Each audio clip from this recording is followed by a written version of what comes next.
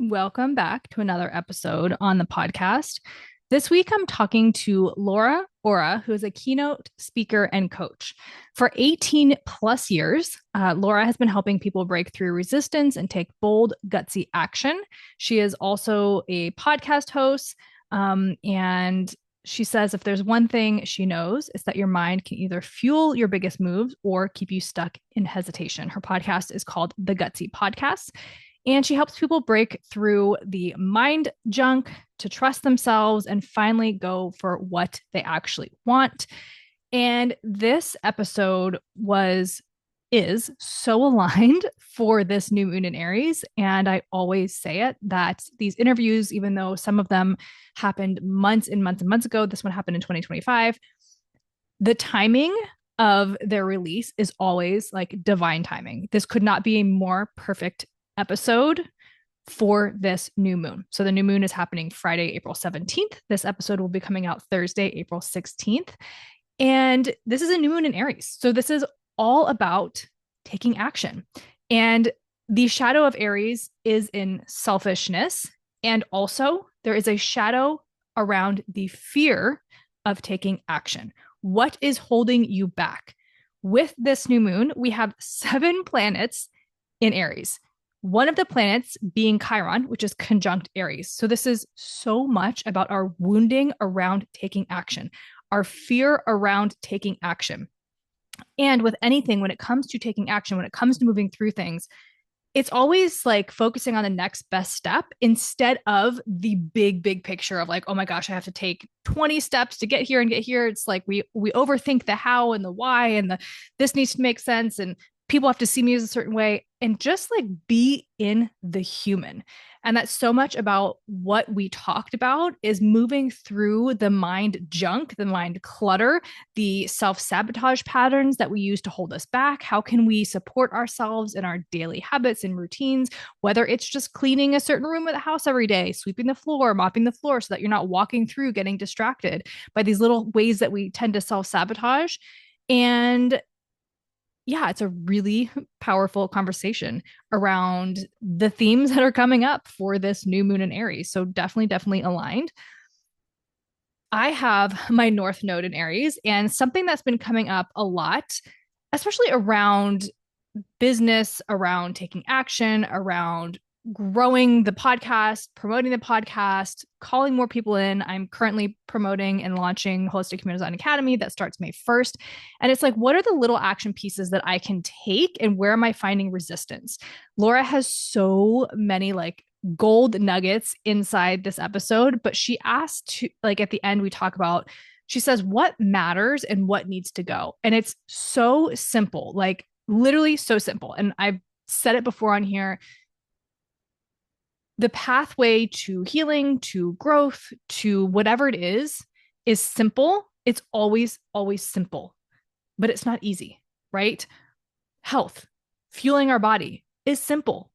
Real ingredients, drink enough water, get enough sleep, like the foundations, but it's not easy because we're so used to a certain lifestyle. We're so used to certain diets. We have allergies, we have intolerances built over time from XYZ things. We have ancestral like karma and woundings, and there's so much to it, right? But again, the foundation, the core, where we need to go to at least start is so simple.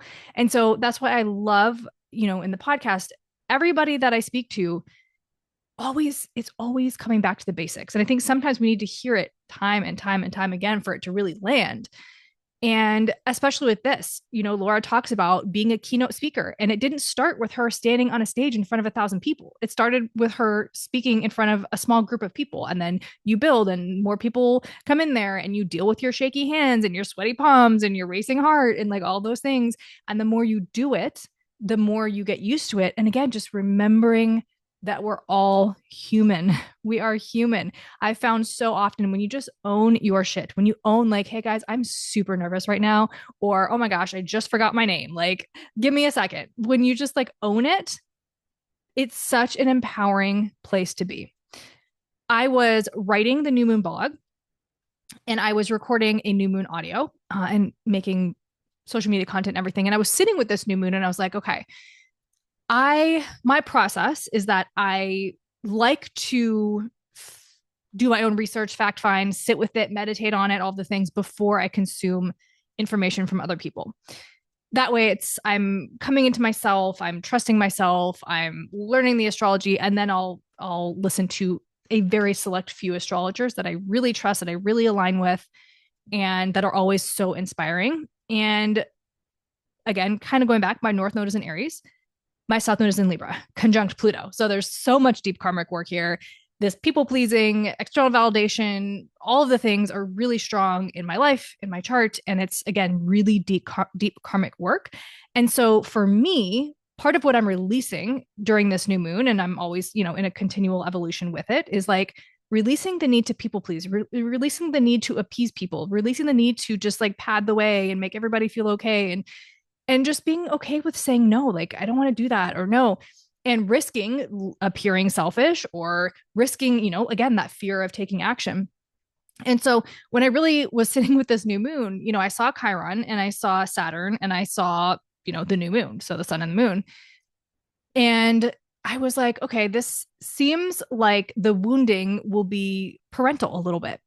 And something in me was like, well, do you actually know that? Like, maybe don't say that, or you don't want to trigger people into like familial, like, triggers and things like that. And so I was like, okay, so I didn't write about it in any of my stuff, but I forgot about it. It kind of like came in, I convinced myself, whatever, and it left. And I think like as I'm, growing my astrology knowledge, as I'm learning through charts and readings and books and all the things, we will always feel like we don't know enough. Always.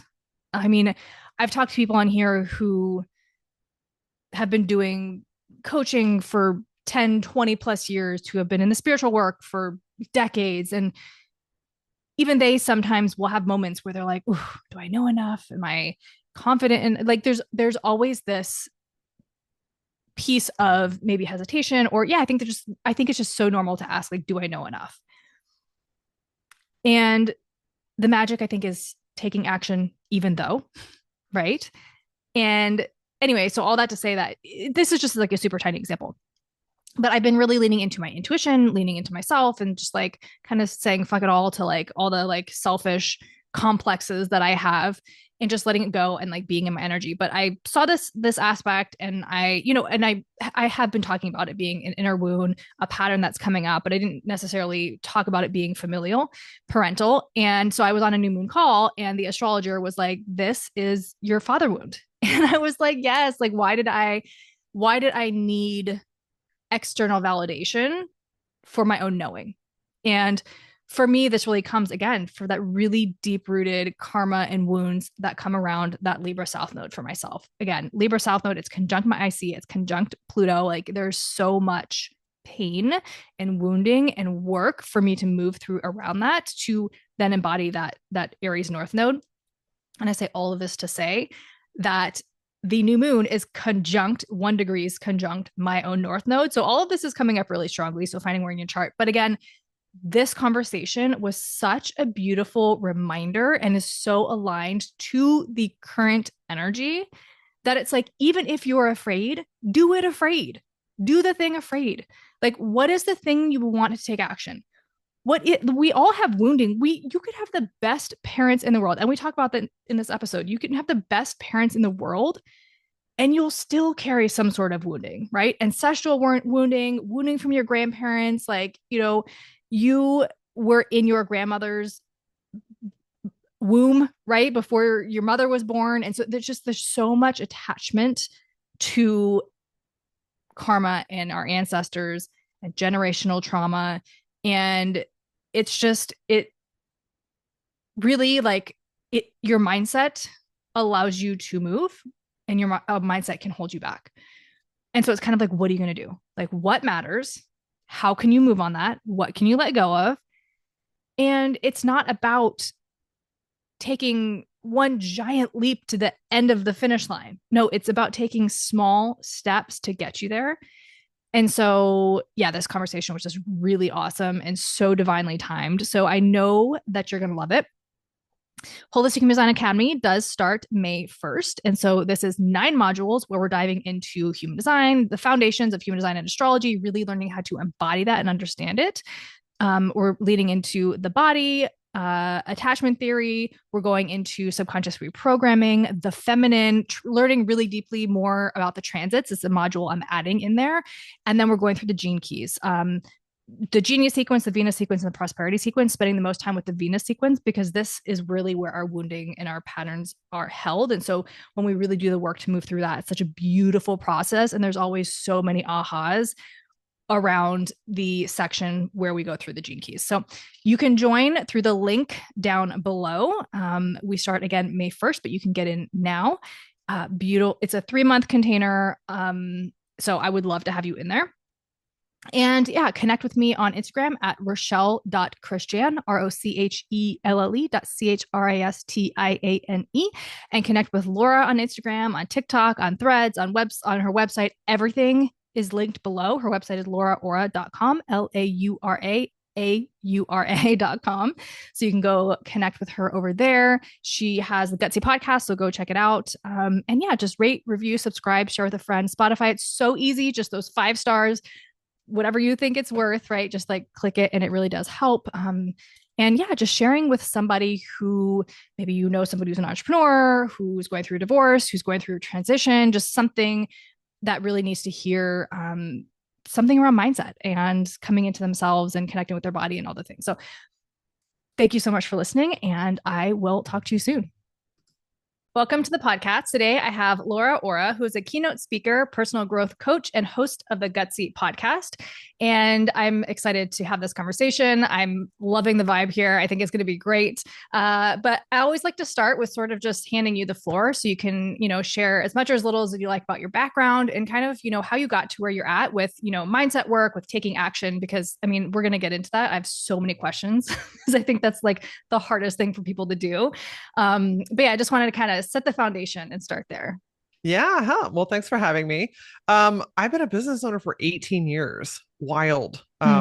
Definitely not my first rodeo. My background is actually in graphic design. So my very first job was a yellow page designer. I designed ads for the phone book. So super classy, fantastic. Just as exciting as it sounds, but it showed me what I wanted and what I didn't want. And so one of my first big gutsy moves was quitting that job when I was 6.5 months pregnant to start my first business, which was a branding agency. I called it an agency. It was me and my belly and my couch. Okay. But we grew it into an agency that was full staff, and we had lots of clients. We won a ton of awards. And through that experience, I just always got really drawn to the side conversations that I would have with the business owners that we were working with. So we branded a lot of small businesses, and we would have like our normal meeting. And then after the normal meeting, the owner would pull me aside and be like, Laura, do you have a second? Like, can I tell you something, or can I ask you a question? And man, in that space, it was like, I don't know, I just fucking came alive like in a whole new way, because they wanted to share the things that they couldn't tell anybody else. The fears that they had, that they didn't want anyone else to think that like they were falling apart or didn't have their shit together, or the big idea that they had that everyone else thought was ridiculous, and they wanted to talk them out of it or question it. So it was in this space where I'm like, oh, there's a lot like happening in the mind. Obviously, like I feel like this. I didn't realize other people felt like this. I thought I was just batshit crazy. Turns out all of us have this internal dialogue, these thoughts and these fears and these stretchy moments and these retreat moments and just all this stuff that happens. And I wanted to learn more. I just became kind of obsessed with it. So I started to interview entrepreneurs on what used to be called the Green Couch Project, which later turned into the Gutsy podcast, which is still rolling today. And we just started having these very raw, candid conversations about all the things that we were all thinking and feeling, and then getting a solution. Like, what do we do with this stuff? How do we stop beating ourselves out? How do we stop overthinking? How do we get past the point where we typically talk ourselves out of it and go back to what we know? And I got to another pivot point in my career where the branding just wasn't doing it for me anymore. I did all that I wanted to and then some. And I was like, I'm ready to really step into being a speaker. I'd already been speaking at the time. I'd already been coaching at the time, and it was time for me to go all in. So 2 years ago, at time of recording right now, I sold my agency and went all in as a full-time keynote speaker and coach. And here we are. Mm, I love that. Yeah, I feel like something I've learned along the way too is just like nobody has it together in the Nobody, sense of just like we're not a all single just figuring person. it out. I know. And I think that imposter syndrome like can be so heavy sometimes, or your mind gets like so wrapped up in it. And then it's just like zooming out and being like, you know what? The only difference between me and somebody else is they're doing something. They're Yeah. figuring it out as they go. So yeah, it's so interesting. What do you feel like, or I guess like with like if you're looking back to like your childhood or how you were raised, was there something that maybe like pushed you to like take more aligned action, or was that something you kind of had to learn along the way, like figuring out your own mindset? Well, I'm an oldest daughter, Mm. so there's that. It's kind of been ingrained in me for since my first sibling was born. Mm-hmm. That I jump in, I help out, I take care of things. I became a mother before I birthed a child. Mm-hmm. Um, just because a lot of the roles and responsibilities were shifted to me, and so it was kind of forced on me. Yeah. It was something that was ingrained in me very, very early. Um, Not necessarily a bad thing, right? Because I do take action, I do take charge of things. Where it gets sticky is knowing when to stop, Mm-hmm. is knowing when I don't have to fix everything, is knowing when everything and everyone's problems are not mine, learning how to turn it off, when to turn it on, that kind of stuff. So it can be a skill when properly used. Mm-hmm. You just really got to get to know, like, hey, I need to know when enough is enough. Yeah. Yeah. How old is your, or like, what's the age difference between your younger sibling? I have three younger siblings. One is 5 years younger than me, one is 7 years younger than me, and the other is 15 years younger than Oh, me. wow. So there's quite an age gap between me and Yeah. my not so baby brother, who's much taller than me. Yeah, 5 years is the smallest gap between us. Mm. Wow. Yeah, my kids have a 6-year age difference. And I noticed my daughter, she's the older one, but yeah, she'll like come in and she'll be like, you should do this. And I'm like, who's the adult Just here? a Sit little down. mother. Yeah. It's Yeah. I don't know if it's something in the DNA. I don't know if I'm sure there's studies on this, but Yeah. that oldest daughter just naturally is a leader, Mm. naturally is a go-getter and a figure outer, and gosh, the determination. Like, if we just put eldest daughters in charge of a lot of things, so many things would get done. Yeah. Yeah. I agree. I'm an oldest daughter too, but my brother's a little less than 2 years younger than me. Okay. So I've noticed like there are a lot of like themes that are similar, but there's a lot of different ways that I get in my own way a lot of times, I think. And that's why I asked like the age difference, because I wonder if it's because it's a bigger age difference that like versus my brother's like kind of closer to my age, but I don't know, just Yeah. interesting side note. But what do you feel like when people are working on mindset and when it comes to specifically like taking action, what do you feel like is the thing that usually holds people back? Like, is there sort of like a core theme that you notice that comes up with people? Yeah, there's a couple of things, but I'm going to intuitively answer this today because it, there are a handful, but one of the biggest ones is just like howing it to death. Mm, Like, I need to know all the details.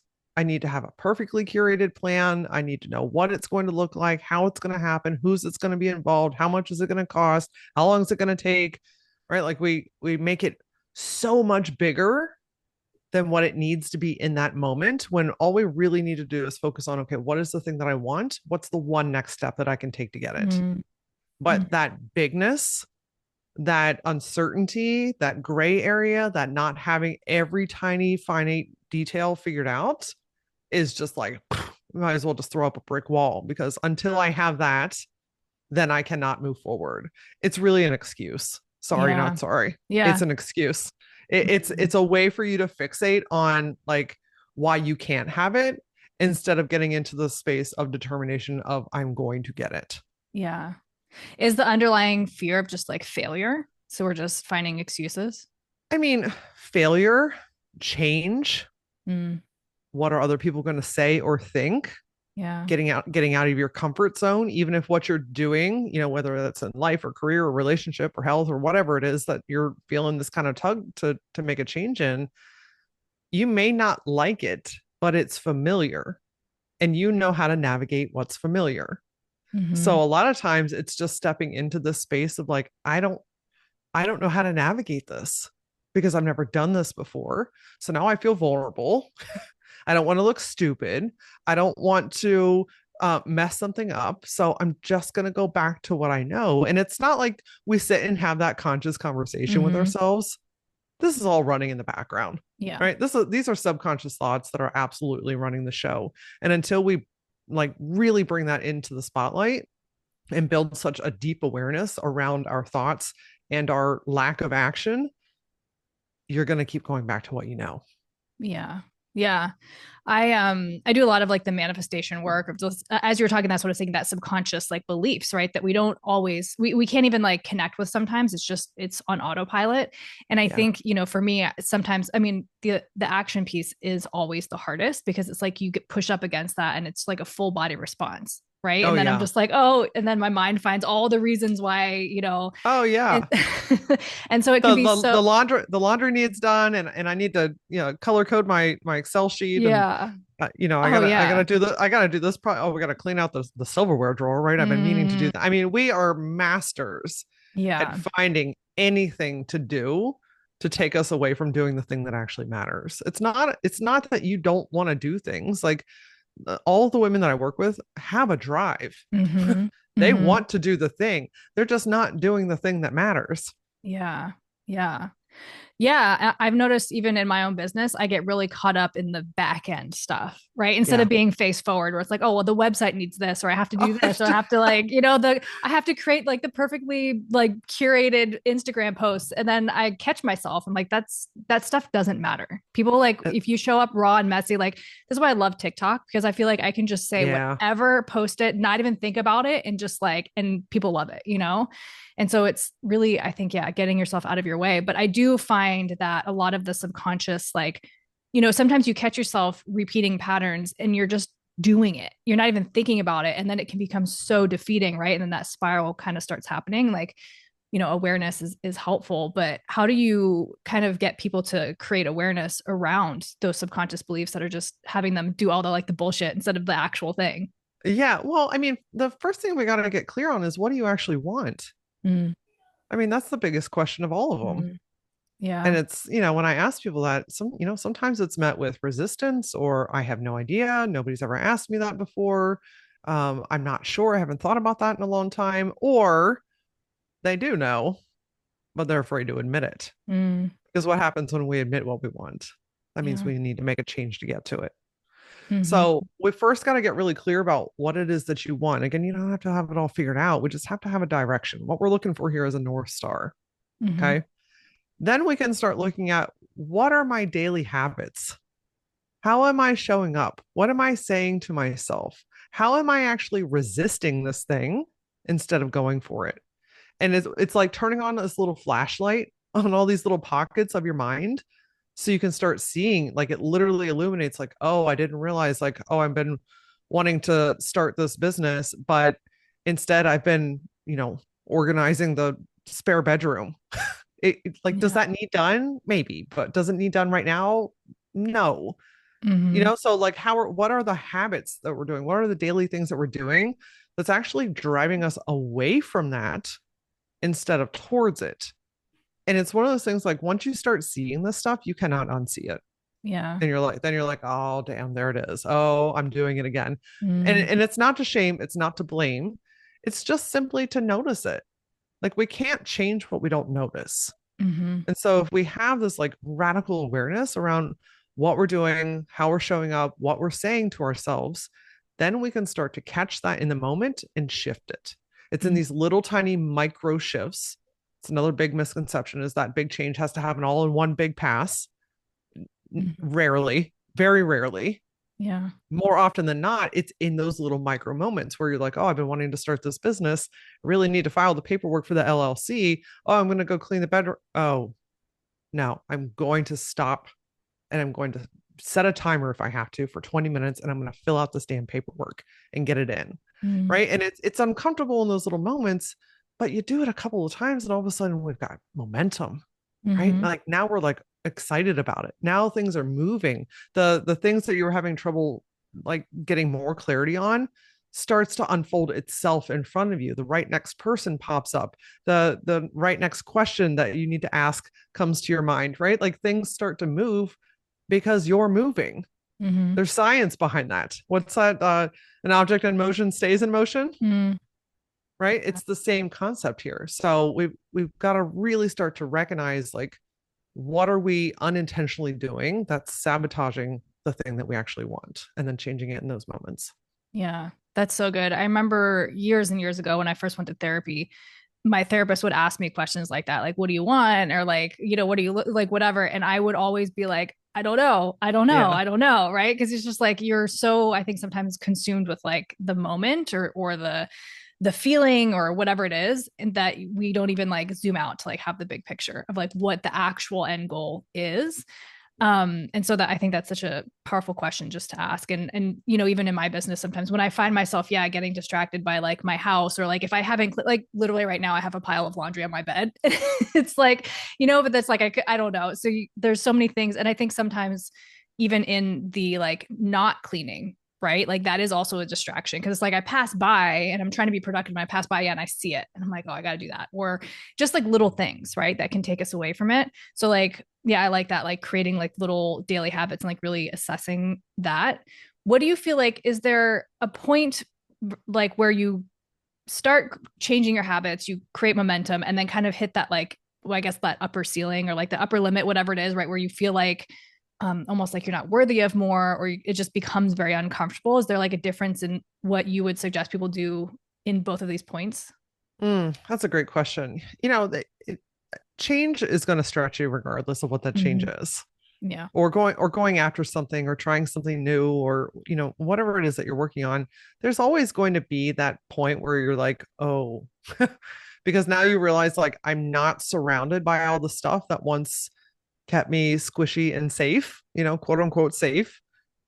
Safety, you get to create safety, and Mm-hmm. basically what safety means in this particular context is familiarity. So you're simply in an unfamiliar territory. And I want to remind you that when you're in that place, you've been unfamiliar with things and new with something a bajillion times in your life. Think about your first day of school, and the first time you met your best friend, and the first date that you went out on with your spouse, and the first time you went to the mall by yourself. You know what I mean? Like there's so many times that you've been new at something. And what happened? You figured it out. Mm-hmm. You kept going and you build more familiarity in your body. And a lot of those things now are second nature. You wouldn't even think about it anymore because it's just so normal to you.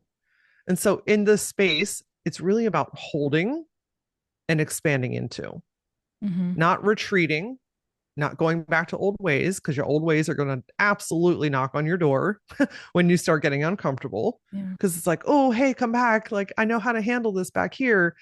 Where you're going, you can't take that shit with you. Okay. That's not going to serve you in that space. And so just even noticing and acknowledging, pausing, and just feeling it, feeling the uncertainty, feeling the unfamiliarity, feeling the newness of it, and just being with it. Like I wish there was some like magical formula I could give you in this space. There really isn't. Yeah. It's the whole goal here is to not run away from it. Instead is to sit with it, get to know it, feel whatever's coming up, and then lean your ass in a little bit further Yeah. because you're right there. Like if you're really starting to feel that, you're right there. You're Mm-hmm. right at a moment where something's about to click, a breakthrough's about to happen, an opportunity is going to show up. Something is right on the cusp. Because if you're getting that antsy and that uncomfortable, friend, I need you to lean your whole ass in because something great's about to happen. So don't you dare turn around and go back because all the work that you've put into this up until this point is about to come to fruition. Yeah. Yeah, I think that the actual feeling part, like sitting with it, is the thing that so many of us find so hard to do. We want to Yeah, it's distract, we want to uncomfortable. numb, we want to look away. I know for myself, like I'm such a feeling person, like everything, I'm just very emotional. And I try and be very aware of it and not let it overrun the show, which it can sometimes.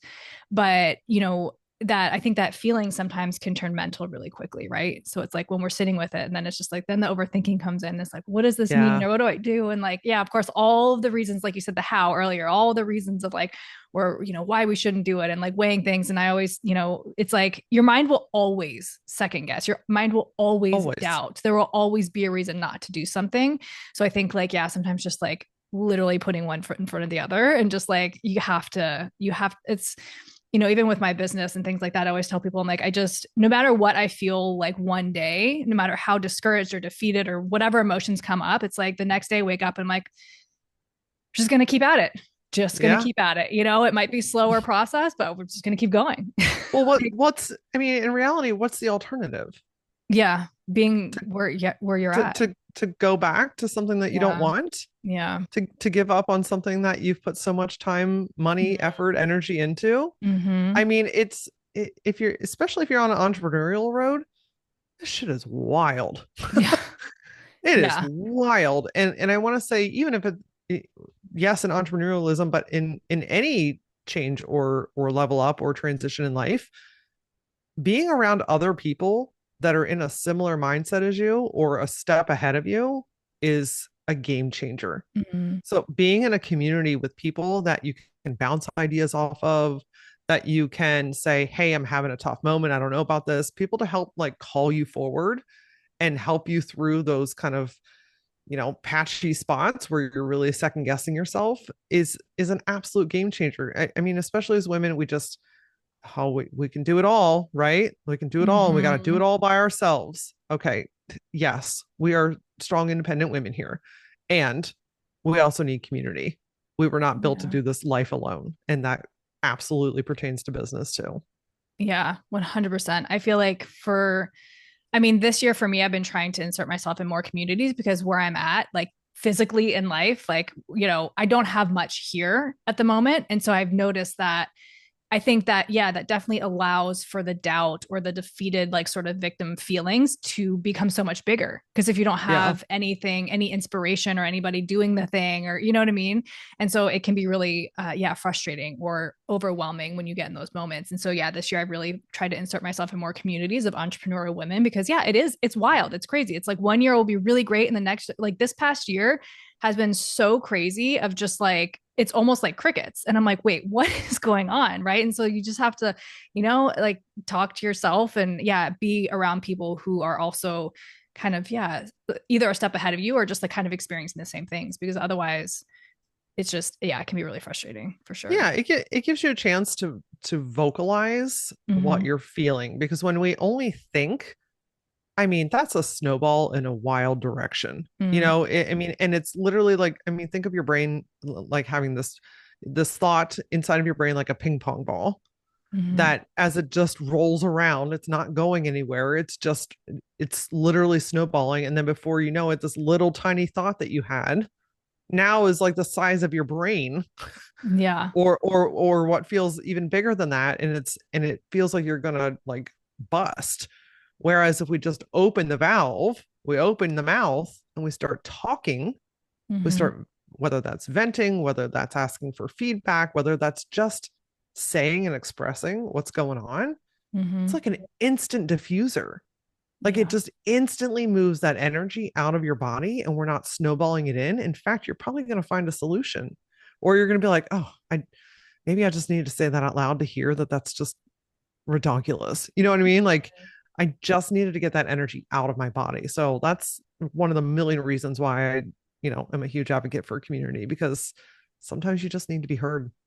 Yeah. Yeah. And I think, yeah, sometimes we feel like we need to, I don't know. I know for myself, and I know a lot of the women that listen are very, kind of like on the spiritual journey. And I think there's just like there's honestly a lot of bullshit around. You go online, and it's like, Oh, it's everywhere. It's yeah, all over law the of place. attraction, watch what you're saying. Your words are powerful. And it's like they are. And so, but at the same time, I do notice that when you're in a space where you can articulate and you can express, and it's not to like constantly like complain about the same thing over and over. I think that's different That's very than, different. yeah, than just like getting it out, but like actually genuinely getting it out and having a conversation. It's like almost immediate, the like weight it lifts off you, you know? And so, yeah, I think that for sure, because I used to like, you know, years and years and years ago, I would complain about the same thing to like, you know, like over and over and over. And then Yep. it gets to a point where like, this isn't solving anything. This is just making the thing bigger. Right. So that Yes. it's finding that tweak of like, yeah, doing the work and then expressing it in a healthy way. That's just like, you know, whether it's, you know, venting or whatever. But yeah, I think that's huge. Yeah. Yeah. How do we, so when people come to you, is there a point like sort of in their process that they come to you and like, I think what I'm asking is like, if we're in survival mode, kind of like day to day survival mode, is that something that you work with? Like, do people come to you in that state, or is it sort of like they've been doing it for a little bit, or they're just like struggling with, or is there a certain point, I guess, in their business maybe where they're looking for more like mindset work or to be able to take like more action? Yeah. So a lot of the women that I work with have done a lot of inner work already or have tried a bunch of things. Hmm. So every one of my clients has either gone through therapy or is in therapy. So huge advocate for that. I am not a therapist. But the work that I do is an incredible complement to therapy. Mm-hmm. So they've either already gone through therapy and they're looking for what's next, or they're in therapy and they're like already kind of like ready to move forward because therapy is a lot of back work, right? It's going backwards in a lot of things Mm-hmm. to heal a lot of that stuff, which is really important. So they've tried a lot on their own. They've done some inner work already. They've already got some movement. They're not necessarily in survival mode anymore. They're in movement, but it's like sticky, Mm-hmm. right? Like they're not sure what to do next. They're feeling kind of overwhelmed. They know what they don't want anymore, but maybe they're still trying to figure out what they do want. They're rebuilding. They're rebuilding in a lot of ways. They're coming home to themselves, building their confidence, starting to use their voice again. Really noticing like, hey, there's some day to day stuff that I need to shift and change. So there's this drive, there's an ambition, there is a desire to want to do something, but they're just like, it's like a lot. What do I do? Like, I want to do the work. If somebody could just tell me what the hell to do, I would do it. That's the kind of energy of the women that I work with. Mm-hmm. So, like, in what way are you supporting them?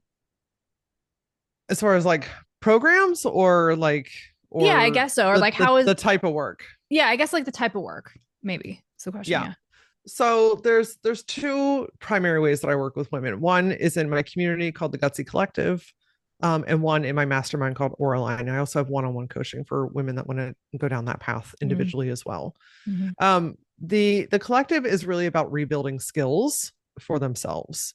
So we're doing mindset work. We are doing challenges together to help them build their confidence. There's like an accountability system in there where like, hey, I said I'm going to do this, and then the women hold one another accountable, right? Like they're ready to make those moves. There's something bigger calling them, but like I need to kind of build up my tank a little bit, fill up my cup a little bit before I make that bigger move. Mm-hmm. So the premise of all the work that I do is helping women to make the bold moves that they can't stop thinking about. This is the thing that they keep putting off. They keep thinking about. They're wanting to do this, right? Sometimes it's growing the business, expanding the business, changing the business, changing jobs. I attract a lot of women that are in relationship shifts. I attract a lot of women that are wanting to or just about to have a divorce. Mm-hmm. So there's some kind of change happening, right? And especially when we're talking about business, like it's the Wild West out there. Yeah. And who do you go to and who do you trust? So the women that I work with, there is a move that they're wanting to make, Mm-hmm. a growth, a transition, a pivot, something they're wanting to do, but they just can't seem to get to it, or they don't know how to make it happen. And so all the work that I'm doing with them is helping them to rebuild their skills and abilities in themselves. Trusting themselves is a huge portion. Trust work is big. Confidence work is big. And then ultimately simplifying the shit out of this stuff. Like, Yeah. okay, this is what you want to do. Here's some groundwork things that we're going to work on. What's the plan? Because I'm not going to just like do woo woo stuff around you, right? Like that's energy work is a huge part of it. but we also need something practical, physical that you can wrap your hands around to Mm-hmm. do the work. But we're doing it with intention. We're doing it towards the thing that you want. We're making those little micro shifts so that you ultimately make that change that you've been wanting to do. Mm-hmm. And So, then go ahead. oh, I was just gonna say, so they're not all specifically making shifts in their business, like you said, like divorces, relationships, like so it's more than just like one specific area. In the Gutsy Collective, it's a little bit more broad. In Oraline, the mastermind, it's more business focused. Okay. So these are women in business that are either getting ready to start a business, they've been in a leadership position at a corporation, or they've been doing a lot of heavy work for someone else for a while, and they're like, it's time to do it myself. Or Mm-hmm. they already have a business and they're in a space where maybe the business that they were running is actually running them.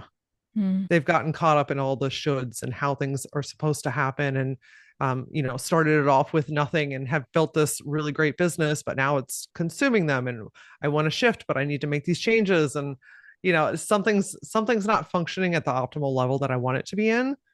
That's where Oraline comes into play. It's a much deeper conversation around not just the personal skills and abilities, but the business stuff as well. Mm-hmm. So, what does a work look like for somebody who's maybe like relationship focused versus somebody who's business focused, or is it basically the same? And I mean, in the Gutsy Collective, and honestly, this pops up in Oraline too. This is about people work. Mm. The business is just an extension of you. So your thoughts, beliefs, and habits are going to show up in your business. Period. Yeah. Same with your relationship. So the work isn't necessarily different. It's just how you're directing that work. So like I've got a gal right now that just filed for divorce a couple of months ago. She when she came to me, she didn't think she would be able to. She was so brainwashed that she'd never be able to do it by herself, and it would Mm. never work. And how was she going to pay the bills? And she's been with him for 15, 16 years at this point. How on earth is she supposed to start all over? So she's starting at a point where she didn't even think it was possible. The girl filed for divorce a couple of weeks ago. She is living on her own. She's raising her kids by herself. She's on the roof, like fixing stuff. So she's posting pictures of her with power tools on the roof, safely, of course. You know what I mean? But like Yeah. she has built that that that base again of self-belief, Mm. of self-trust, of using her voice, of speaking up, asking for what she wants, expressing what she doesn't want, setting boundaries and holding it, building in time for herself, not taking what's left from the day, but instead putting herself at the front of the line. You know what I mean? It's all those little daily shifts and habits that add up to like, hey, you know what? I can figure this out. And Mm. now I can figure it out and not be alone. Okay, now we've got a whole situation here that's for the better. Yeah. Yeah. I love that. I think, like you said, like building that like self worth and like little moments, not just like one big thing that's going to like shift everything. And, Yeah, so many times it's like you look back and you feel like nothing's changing. Then you look back and you're like, oh, wow, I'm like actually I've done a lot. dramatically different than I was like a few years ago. For me, it's a lot of like, I always say, like, if I'm not romantically involved in somebody, like I'm so good, like I'm so neutral. I'm on it, right? Like my mindset is amazing. And then as soon as like something for me, it's always that romantic piece. I mean, I know they say like, where you are traumatized or where you like had pain or struggle or whatever, that's kind of the area that you need to work in. But then, yeah, for me, that when that comes back in, then I'm just like, I'm all over the place again. And it really takes like a lot to sort of like, I guess like course correct and like remind myself of all of those little like micro moments. And like you said, like kind of putting those habits in and like making sure you stick to those. But yeah, I think that's really important. Well, and think about how that's not going away in your business. Mm. Yeah. No, it impacts That's not everything. that's not Yeah. going away just because you open up your laptop or fire up Mm-hmm. the desktop. You know what I Mm-hmm. mean? Like that you're in business. Business is one of the most wild personal development journeys you will ever go Yeah. on. Your Yeah. inner stuff does not go away, it gets amplified. Mm-hmm. And so if there's something going on, a lack of confidence or uncertainty or a habit or belief that you've had or lived with for a long time, that's going to show up in business. Like I've Mm-hmm. got a gal in Oraline right now. She's like, she's grown up. pretty great business, but she's just not operating where she knows that she can be. And it's frustrating, right? Because she's like, I have a Mm-hmm. lot more to give. I have capacity for more. Why is more not coming? And we started looking at her messaging and realizing that she's been trying to convince people to join. Mm. And where is that coming from? From a childhood thing, right? From an old belief of, she wasn't good enough and she's got to prove to people. And that's now showing up in her messaging, which is not converting because that energy is going out there. You know what I mean? So it's Mm-hmm. it's a slippery little slope there. It is. Yeah. But now she sees it. She's like, oh my God, how have I never seen this before?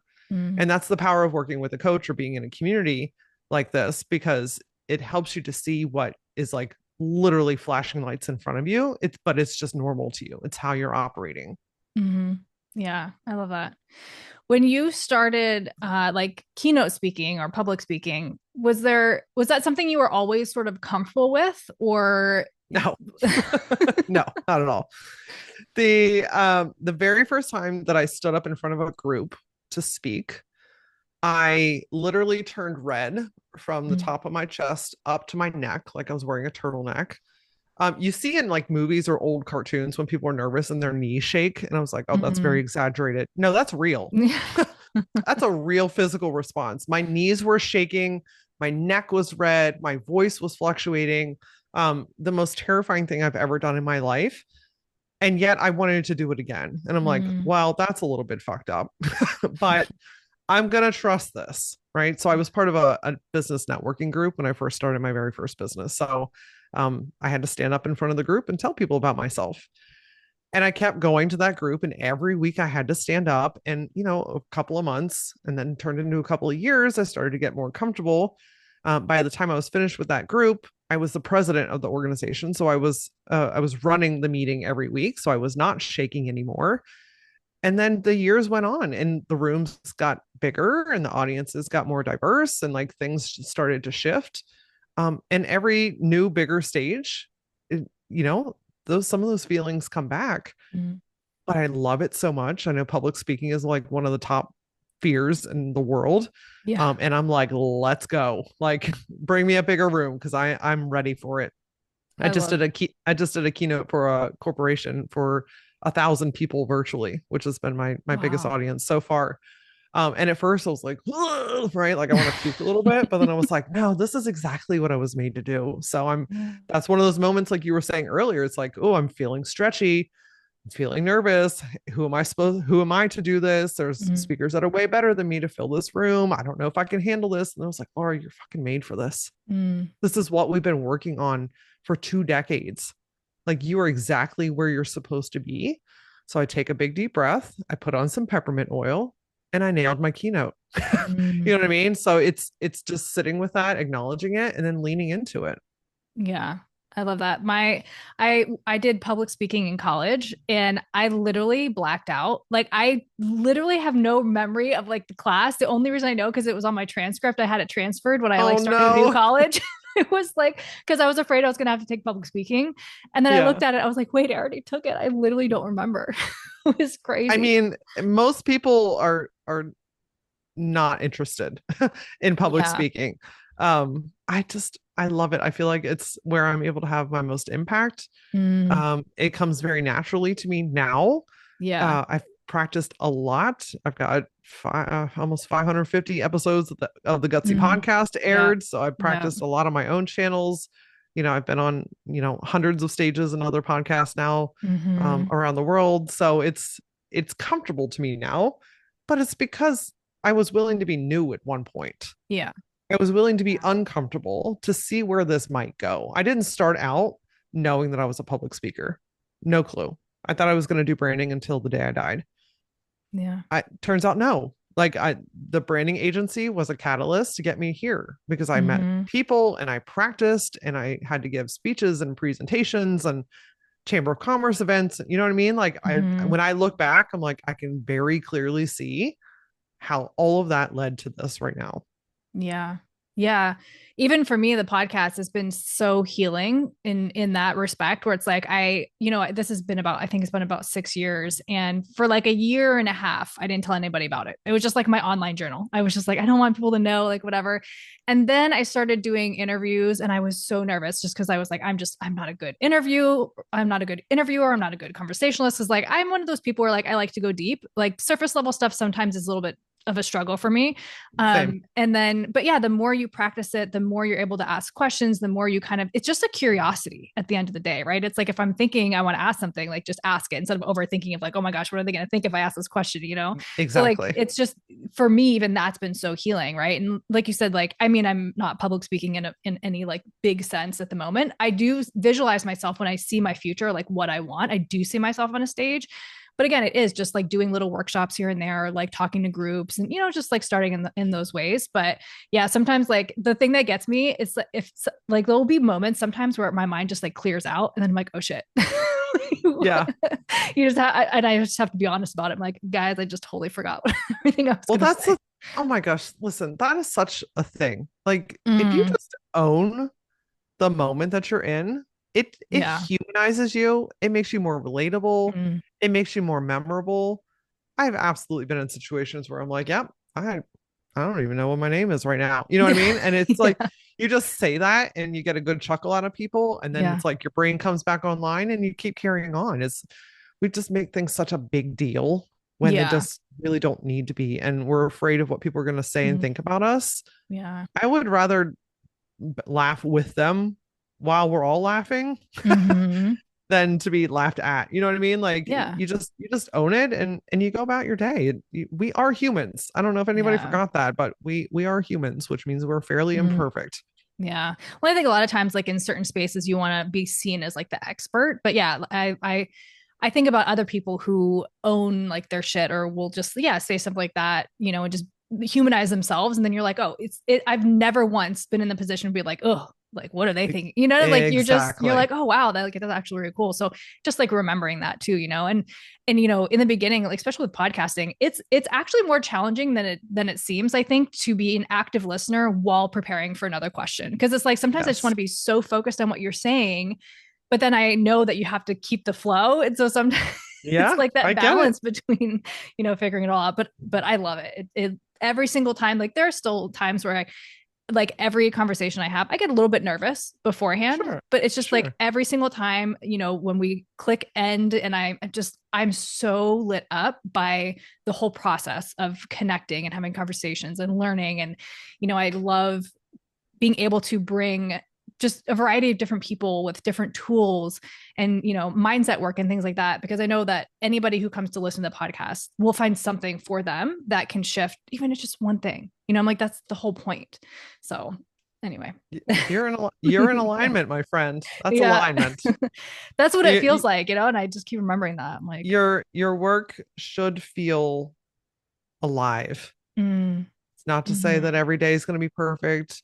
It doesn't mean that you're not going to get nervous sometimes, but as a whole, your work should make you feel alive. yeah. And if it feels heavy or daunting and not in a new kind of like, ooh, butterfly, I'm nervous kind of feeling, but in Mm-hmm, like a sack of potatoes in you mm-hmm, kind of feeling, or dread, or um procrastination because you just don't, friend, that is a blinking red light that is trying to get your attention that you are not in alignment, that there's something out of place here, and mm-hmm. there's something better for you if you're willing to explore it. But what you're sharing with me right now, all systems go. Yeah. Like you're in alignment, you're enjoying Mm-hmm, your work, you come alive when you talk about it.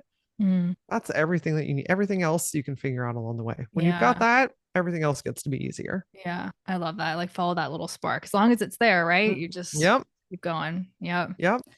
Have you looked into your astrology chart, or are you I'm familiar an with I'm a astrology? nerd about my Okay. astrology. So I please, I love was really hoping that we could talk about this because I love this Yes. shit. Well, I loved it. So like when I first looked at your chart, like I think the thing that stood out most to me, especially like for what you do, is your Mercury and Uranus in conjunction in Sagittarius. So Yeah. Break I'm that down for me. So it's just like, like Uranus being like the great awakener, right? You're awakening truth. And Mercury for you is actually retrograde in your chart. So it's a lot of internalized energy. So when we talk about, like, to me, that's very much like mindset. It's like what's happening in your mind, what's going on in your mind. And then in conjunction with Uranus, where it's like, it's just a sudden shock, it's sudden truth. We're bringing things through, right? And you're awakening other people, right? Into what they're capable of and what they can do in their truth, and like kind of being a mirror to that. I thought that was just like the first thing that I kind of looked at when I, saw, like, was looking through what you do and how you help people. Does that resonate? Absolutely. Yeah. 4,000%. Yeah. How does, like, okay, so you're fine with me sharing parts of your Oh chart, yeah. obviously I Yeah. just Go did. for it. So Go okay, for so it. you have your moon in Scorpio and your Saturn and your South Node and Pluto all in Scorpio. Like, how does that show up for you? Do you feel like in what you do or in life? And Well, I'm fairly intense. enough said, There's a, right? I think that that's probably the word that comes to mind most is intensity. But and what I mean by that is like I want to go deep. Mm-hmm. You alluded to this earlier. I don't want to do surface. I don't want to sit around and bitch about things. I don't want to just accept things for what they are. I will not settle. And the people that want to step into my world, I won't let you do any of those things either. Mm-hmm. And so when people want to work with me, they're ready to do the work. Mm-hmm. Doesn't mean we have to flip the whole table over. Doesn't mean we're burning it down, right? Because I could go that way. It means like, okay, what is the right next step for you? And so for me, I mean, I'm tense and I'm very passionate. And like when I'm in, I'm in. Like Mm-hmm. when you're working with me, you get all of me, right? Like when I'm on a stage, I am in the energy of every single person in that room. So my intensity sometimes weirds people out. I can hold eye contact like the best of them. Um, but it's also the rawness Mm-hmm. that so you pair that many Scorpio placements with my many Sag placements. Mm-hmm. My mouth is my thing, is my tool. Yeah. So Yeah. I say the things that you need to hear, but with such intense love Mm-hmm. because I want better for you. And if you want better for you, then we're going to do this shit together.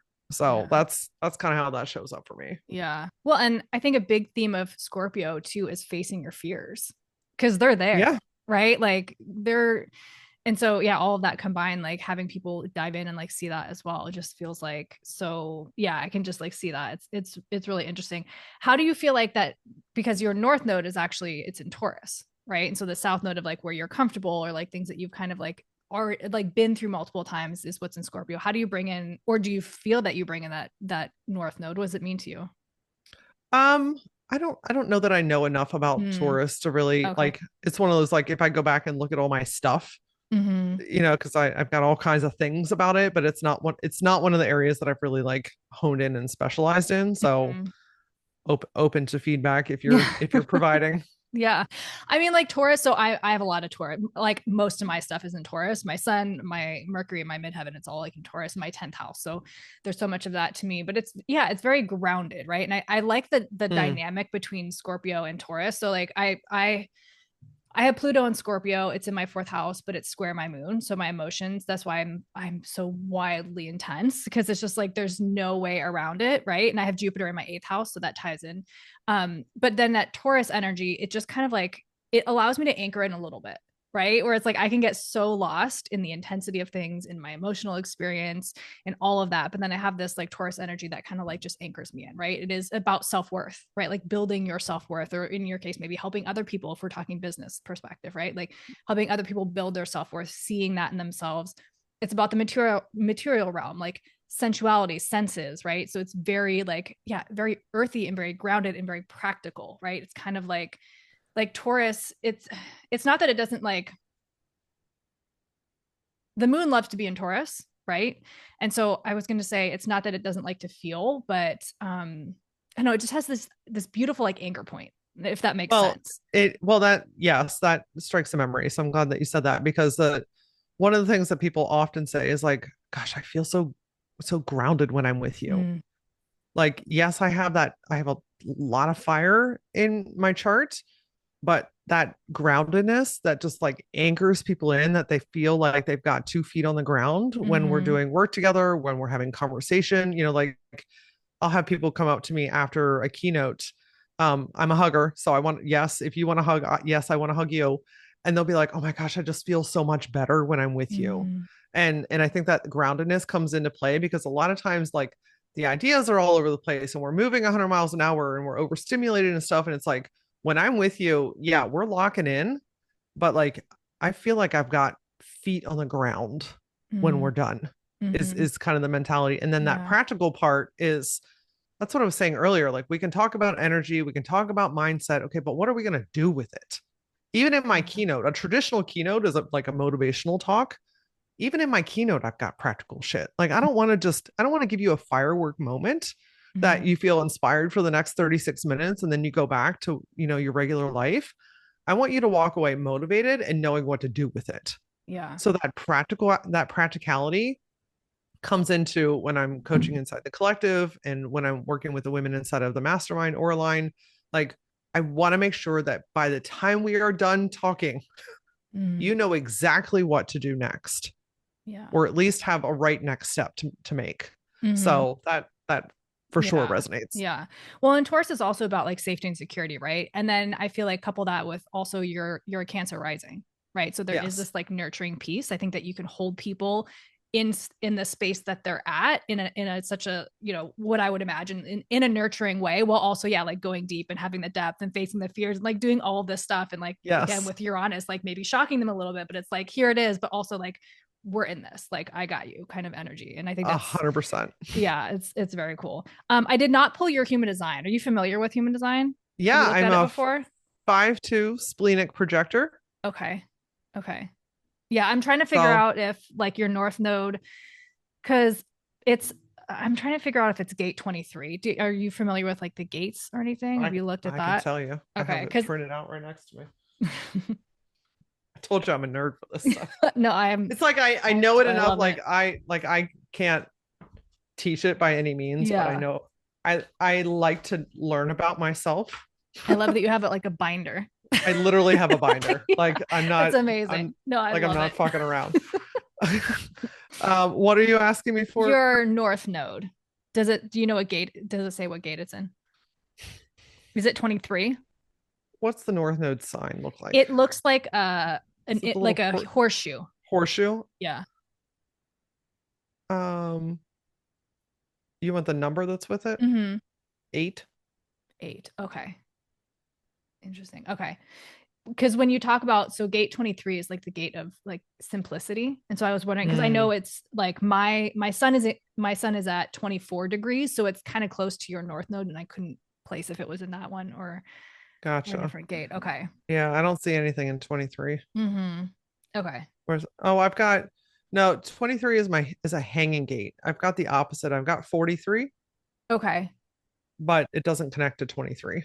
Well, but that also makes sense because 23 would be, it's an energy that you're kind of like seeking, right? You Yeah. don't necessarily, I mean, here's the thing with like human design and astrology, like we all have it all within us. It's just how it's expressed, right? So I Right. think like having that pressure on it could make it bigger for you of like the desire, the want, or the need to like make things simple. Right. Yeah. Like when things get overcomplicated, then it can just like Mm, throw you. And yeah. and even with a gate 43, like that's the gate of breakthrough, right? Like you can't necessarily have a breakthrough if like shit's everywhere and it's like super complex and things don't make Truth. sense. It's like you can't ground into that energy. Literally. I wish I could show you right now. I literally just had my husband hang up. I've had a whiteboard that I used to have at my agency that's been in my closet for Mm-hmm. years. And I was like, there's just like a lot of things happening in my mind right now for a project that I'm working on in 2026. And I was like, I need to go vertical. I know I'm onto something when I Mm-hmm. want to go vertical, but I want a place where I can make sense of it, where I need to find that clarity. I need to kind of find those pieces together. So Mm-hmm. that's spot on. Yeah. Well, it's also so interesting too when I like know or learn people's, astrology or human design to like see. So like even with like right now with people who are watching on YouTube can see it, but like your background is black, but then you have these, you have green plants behind you as well. So it's just like this really interesting. I mean, that literally is like feels like such like Scorpio Taurus energy right behind you. Yeah. But yeah. So, okay, I don't know, this has been so interesting. I feel like I'm also re-inspired. Honestly, this Scorpio season has just kicked my ass in so many different ways. I'm just like, I feel like I don't even know which way is up, but this has been so inspiring to me to just be like, all right, we got to refocus because I've been so scattered and it's been a challenge, but also, just kind of being reminded of what's important. So just on a personal Yeah. level, thank you. I Yes, definitely think I absolutely. needed Hey, this conversation. I'm glad to know that, and take this as your reminder that sometimes you got to come up out of the trench Mm, and look at everything from the bird's eye, yeah. right? You gotta Yeah. you. It sounds like you've been way deep in the trenches Yeah. of all the different pockets, and it's like I need you to pull back up, Mhm. get some air first of all, Yeah. and then maybe just starting to kind of like reorganize and re-sift through things, do a Hmm. little evaluation. What still matters, and what am Hmm. I making myself do? Yeah. If you run everything through that filter first, that's going to give you a Hmm. lot of clarity in its own. Yeah. I love that. Definitely get a journal on that today. You got it. So, if you had like just one thing, one tip, or just one piece of advice for people listening, what would it be? I want people to know that you're allowed to do it your way. Mm, You're allowed to do it your way. There's so many, gosh, you could flip through your phone right now and find 80 different ways to do the same thing, and it's all going to be the best way ever. I want you to really start getting back into your own body. Like pausing before you make a decision, pausing before you go to do something. Just like come back into yourself, even doing that little exercise that I just shared with you, right? Like what still matters, what needs to go, and know that you can do this your own way. Yes, take influence. Yes, absorb what resonates, but make it your own. Don't copy and paste somebody else's shit. Don't replicate somebody else's method because your life is not the same as theirs. Be influenced and inspired by and lead with curiosity, but then make the shit your own. It's the only way it's going to work and feel good, because things can work and feel like shit. So if you want it to work and you want it to feel good, I need you to adopt it into your own method, your own strategy, and find what works for you. Because my friend, that's the fucking sweet spot. I'm telling you, it wins every time. yeah, I love that. That's so powerful. Yeah. Yay. How can people work with you? How can they find you? Is there anything upcoming in 2026 that you're able to share that people can look forward to? Yeah, I've got spaces open in Oraline, which is my mastermind for women in business. So if you are at a growth point, a transition, a pivot, you're feeling like you're ready to do a little stretchy stretch, Oraline is a great place where I'm going to get all up in your business in the best of ways. So I've got spaces open for that.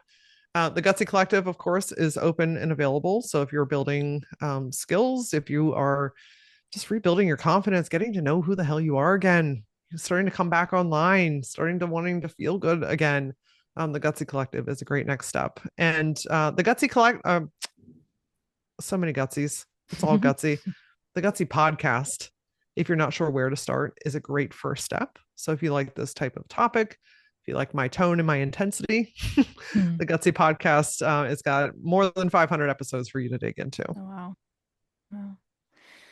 Well, thank you so much for being here. Of course, I'll have everything in the show notes. Anybody listening can just go down there and click on it. Yeah, I appreciate it so much. And it was so nice to have a conversation with you. Yeah, thanks for having me. Appreciate it.